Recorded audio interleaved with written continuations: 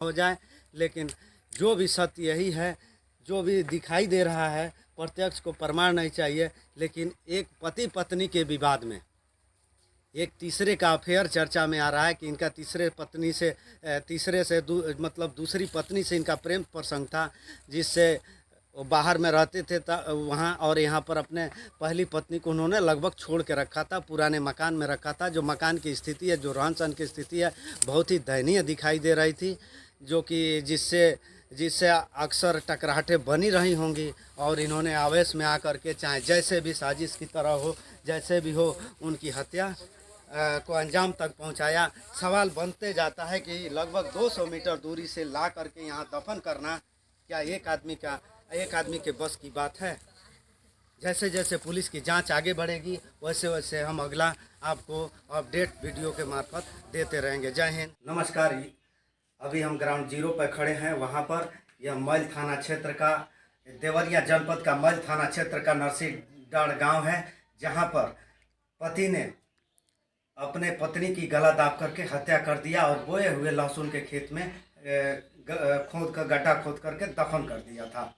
हम आइए दिखाते हैं कि उस पत्नी को किस घर में, कहाँ पे यह सब कांड हुआ था। सीधे हम कैमरामैन से कहेंगे कि ये दिखाएं कि किस तरह से घटना घटी थी। ये देखिए, ये लोहे की सीढ़ी है। इसी सीढ़ी से पत्नी का आना जाना और दैनिक जीवन का गुजारा चल रहा था, और इसी में यह रहती थी।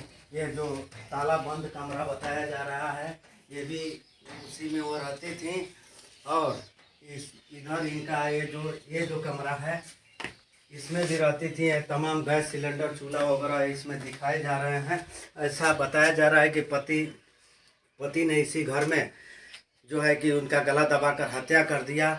हत्या क्यों हुआ, हम आपको जो हमें जानकारी मिल रही है छन छन करके, उसमें यही आ रही है कि पति और पत्नी और वो मतलब किसी और औरत से इनका बाहर में संबंध था। संबंध के चलते इन दोनों में दुराव हो चुका था।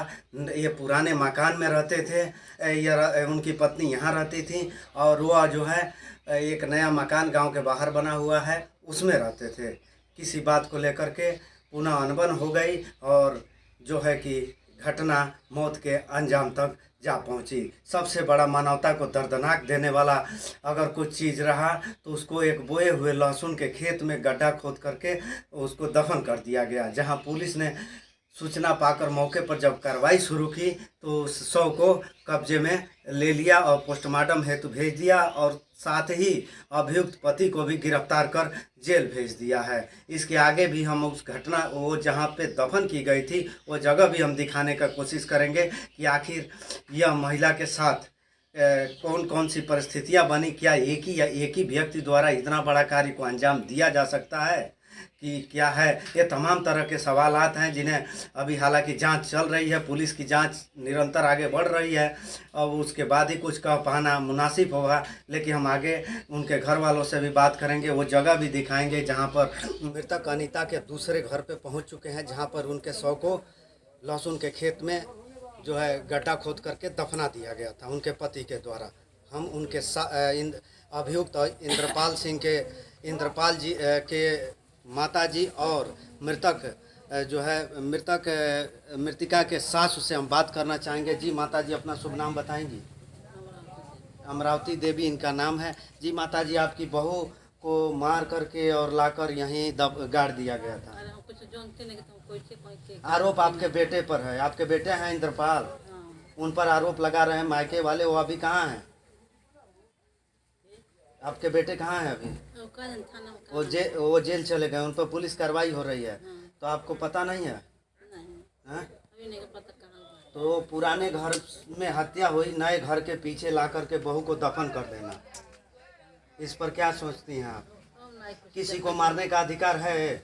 नहीं, तो हम जानबे ना करते, जोइबे ना करते हो। अच्छा माता जी, ये बताइए, ऐसा कहा जा रहा है कि वहाँ जहाँ बाहर रहते थे आपके बेटे, वहाँ पर दूसरी उन्होंने शादी रचा रखी थी या ऐसे तमाम उनके मायके वालों ने आरोप लगाया है, तमाम समाचार पत्रों में है। अच्छा ये बताइए, उनके बच्चे आए थे यहाँ? आए थे? अच्छा, वो अपने माँ से मिलने जाते थे बराबर? नहीं। क्यों?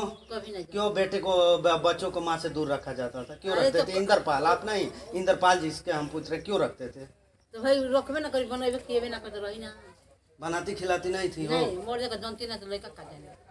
अच्छा बना के खिलाओ तो नहीं। अच्छा, जैसा इनका कहना है कि वो माँ को मर्द को भी कुछ नहीं समझती थी, और जिससे कि बच्चे को रख करके मैं ही खिलाती पिलाती हूँ, वो बाहर पढ़ते हैं और अभी आए हैं ना। बोलता रहता हूँ मायके वाले झूठ बोल रहे हैं। तब का झूठ तो बोलते इनका साफ कहना है कि मायके वाले जो हैं आरोप लगा रहे हैं कि वो जो है आखिर नहीं है, शादी हुआ है, लेकिन आपके बड़ी बहू की हत्या तो हुई है, लहसुन के खेत से निकली है उनकी बाडी, पुलिस ने कार्रवाई करके तो सब सामने है, तो कुछ प्रत्यक्ष को प्रमाण चाहिए नहीं, तो क्या लग रहा है, आपका लड़का दोषी है कहीं ना कहीं इसमें है?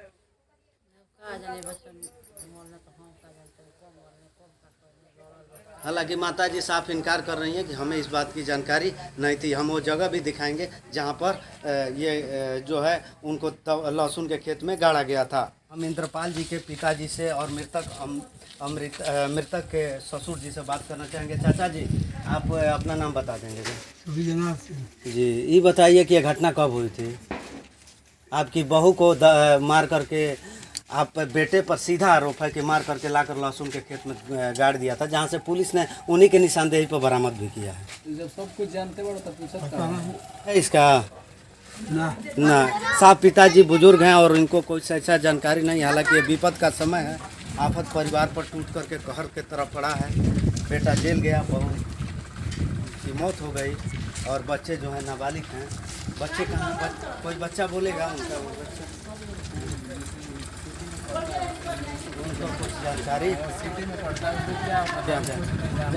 वो बच्चे को उससे जानकारी नहीं है? कुछ नहीं जानकारी है, बच्चा माँ के पास रहता ही नहीं था तो क्या जानता है। अच्छा, आप यहाँ के रहने वाले हैं, ग्रामीण? माँ उसको समझती ही नहीं थी कि वो मेरा लड़का है। अच्छा, जैसा कि बताया जा रहा है कि माँ की ममता इतनी ये हो चुकी थी कि माँ अपने बेटे को भी नहीं समझ रही थी कि ये मेरे आद हैं और औलाद हैं, जो कहीं ना कहीं एक तनाव का भी कारण। भाई भी बच्चा दिया है कि मेरी माँ मेरा सपोर्ट नहीं करती है। ये मामला न्यायपालिका में भी चला गया। हाँ, हॉस्टल में कितना दिन से पढ़ता है उसका रिकॉर्ड भी जाके देख सकते हैं। बच्चा को शौक है कि हॉस्टल में। तो ये अपने बच्चों से भी दूर रहती थी? जी, शुरू से रहती थी, पूरा गाँव के लोग जानते हैं। अच्छा, हाँ, बच्चों से इनको लगाव ही नहीं? लगाव नहीं था, और रात को कब कहाँ चली जाएंगे कोई भरोसा नहीं था उनका। मानसिक रूप से क्या विकृत थी कि ठीक थी? मानसिक रूप से वो क्या थी, वो उसके बारे में हम लोग को अनुभव नहीं था। वो किसी से उनका कोई सपोर्ट नहीं था, उनके कारण सारा पटीदार छोड़ के बाहर घर बनवा लिया। अच्छा, वो किसी को भी मार पीट देती थी, किसी को कुछ भी कर देती थी। उनका कोई गारंटी नहीं था किसके साथ आएंगे किसके साथ जाएंगे, उनका कोई मतलब नहीं था। जैसा कि परिजन बता रहे हैं, परिवार वाले भी बता रहे हैं कि उनका किसी से पटता ही नहीं था। लगातार विवादों से जो नाता उनका बना हुआ था, जिससे बच्चों का बचपना भी छीना, हॉस्टल में रख करके पढ़ाना पड़ा, और अभी भी कष्ट काटते हैं ना। हम लोगों को पता है। जैसे कि उन पर मरवाने के लिए वो प्लान की थी। एक आरोप लग रहा है उन पर। हाँ, वो मरवाने के लिए उससे पहले भी एक आरोप लग रहा है कि उनकी दूसरी शादी हुई थी। गलत बात है। वो कहीं दूसरी कहाँ है उनकी बीवी? कौन बोल रहा है? कहाँ है उनकी बीवी? बताए ना, कोई दिखाए कि उनकी बीवी है। और कोई तो मायके वालों ने स्पष्ट लिखित तहरीर में दिया है। वो दिया होगा तो दिखाएगा ना, कोई प्रूफ तो होगा। कोर्ट में हुआ है, कहाँ है बीवी, कोई फोटो वगैरह कुछ होगा ना उसका। जैसा सवाल अब यहाँ से खड़ा हो जाता है के लिए कुछ भी कह सकता पूरे परिजन इनकार कर रहे हैं कि दूसरी उनकी कोई पत्नी नहीं थी, लेकिन वहीं मायके वालों का सीधा आरोप है, जिस पर पुलिस ने अभियोग पंजीकृत करके अभियुक्त को चालान कर दिया। लेकिन ये बताइए कि यहाँ जो लहसुन के खेत में एक आदमी से संभव लगता है कि वैसा काम हो जाए? सर, हम लोग को जानकारी नहीं था। आपको कब जानकारी हुई? हमको कल जानकारी हुआ। कल मैं गाड़ी खड़ा किया था, मैं गाड़ी चलाता हूँ, दिन भर गाड़ी पे रहता हूँ। तो कल सुबह हम देखे यहाँ पे, और उसके बाद से लोगों के मुंह से सुन के मुझे जानकारी हुई। बाकी कोई इसके बारे में जानकारी नहीं थी। जैसा बताया जा रहा है कि उनका किसी से पटता नहीं था, तो यहीं से समाज की एक